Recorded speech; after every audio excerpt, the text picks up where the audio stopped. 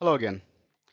In the context of this onboard diagnostics and vehicle diagnostics, we will briefly touch upon the extensive list of pass-through devices that are used in the automobile. What is meant by a pass-through device? A pass-through device is a hardware interface that allows a technician or engineer to connect a vehicle's OBD port to a PC laptop. All right, understand this carefully.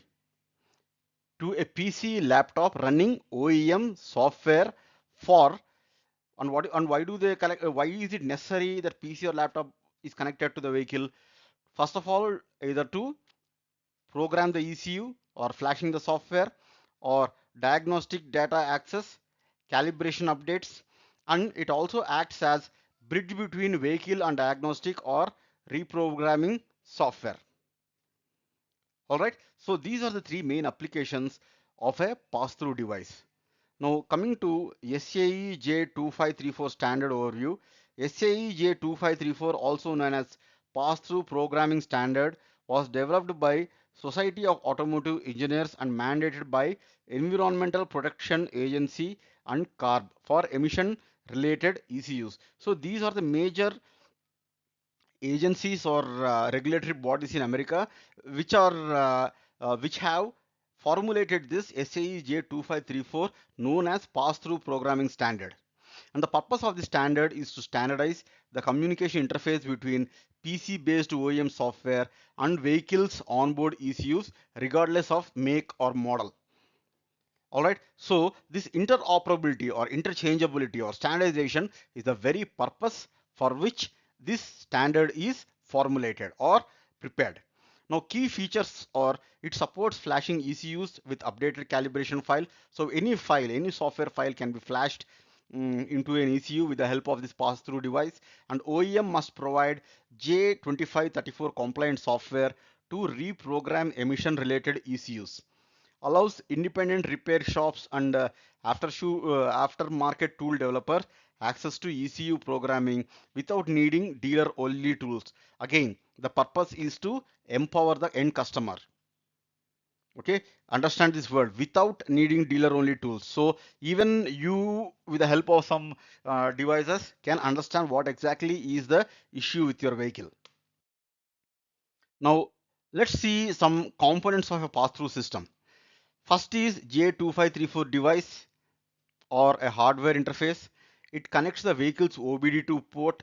It connects to a PC via USB, Ethernet, Wi-Fi. It complies with J2534 API applications. This is application programmable interface applications and examples: DrewTech, Car DAQ, Bosch VCI, Autel J2534, etc. These are all the hardware interfaces. Okay, next important component is obviously PC and laptop, runs OEM specific reprogramming software. It hosts the J2534 DLL API which handles communication protocols, and it handles the vehicle ECUs, receives calibration files or diagnostic commands via the OBD port. Okay, so first is this hardware interface, next is the laptop, and next is the ECU. Now we will see apart what are other protocols that are supported with the help of this 2534 API. This interface 2534 interface abstracts vehicle communication protocols such as ISO 9141, ISO 14230 K-line. Now explaining these are beyond the scope of this particular session, but all the candidates who are interested, they can pause the video, note down these standards and check in the internet what exactly these mean.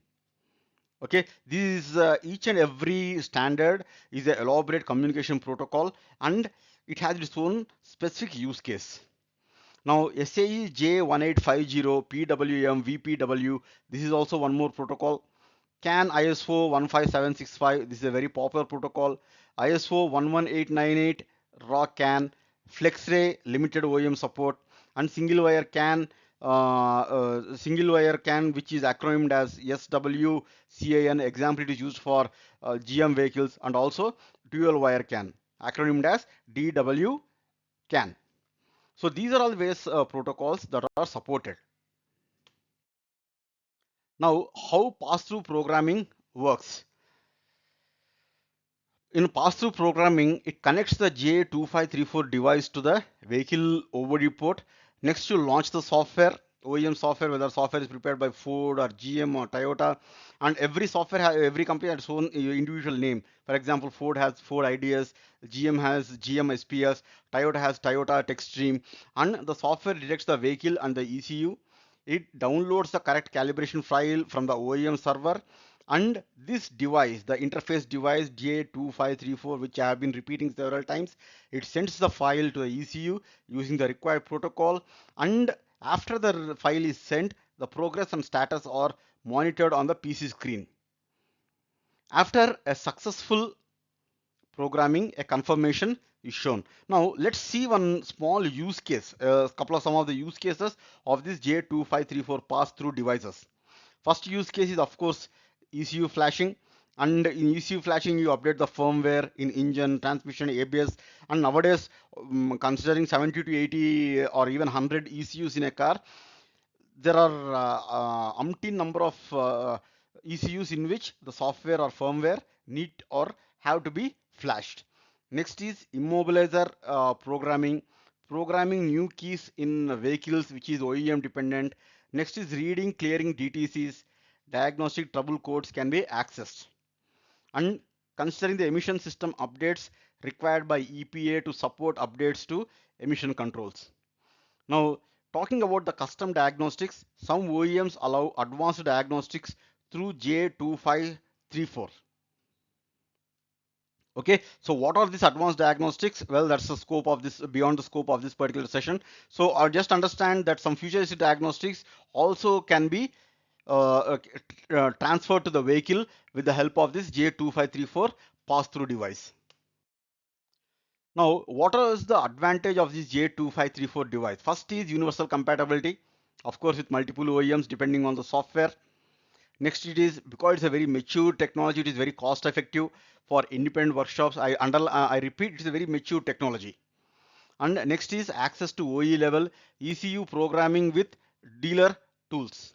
Now, coming to standardized interface, no need for multiple proprietary cables. Okay, because of this universal capability and standard interface, you don't require any customized cables. Any cable can be used for sake of this J2534 device. But having said that, there are some limitations. Even though compatible, some ECUs are not programmable. Only emission related ECUs are mandated. And sometimes OEMs may restrict some functions in their J2534 software because of the increasing competition in OEMs. Some OEMs may restrict some functions in their software, and some OEMs offer limited support for non-emission systems. Now, next comes the high-speed flashing. And when it comes to high-speed flashing, UDS on CAN may not be as fast as native tools. Okay, so some native tools maybe a very fast have interface, very fast interface, but with the help of pass-through device, that much speed cannot be achieved. Next, it requires internet access and sometimes subscriptions to OEM sites. This is not exactly a limitation, but it definitely adds to the extra work.